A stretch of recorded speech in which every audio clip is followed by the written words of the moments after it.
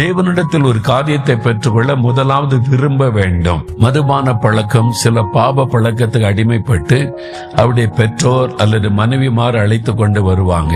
அவங்களை பார்த்து ஐயா விடுதலைக்கா செபிங்கம்பாங்க. அவளை பார்த்து கேட்டா நீங்க விடுதலை பெற விரும்புறீங்களான்னு கேட்டா சிலர் பதிலே சொல்ல மாட்டாங்க, அப்படியே தலை கொண்டு நிற்பாங்க. அப்ப அவங்களுக்கு விருப்பம் இல்லை. விருப்பம் இல்லாத பட்சத்தில் இயேசு எப்படி அற்புதம் செய்ய முடியும்? ஆண்டவர் விருப்பத்தை பார்த்துதான் அற்புதம் செய்ய முடியும். அப்ப நீங்க விரும்பாத பட்சத்தில் அவர் சர்வாதிகாரி போல வந்து பயமுறுத்தி அப்படிலாம் இயேசு அற்புதம் செய்ய மாட்டார். அவர் அன்பானவர், மனதுருக்கம் உள்ளவர், தாயை போன்ற ஒரு அன்பு நிறைந்தவர், தகப்பனை போல பாசம் உள்ளவர்.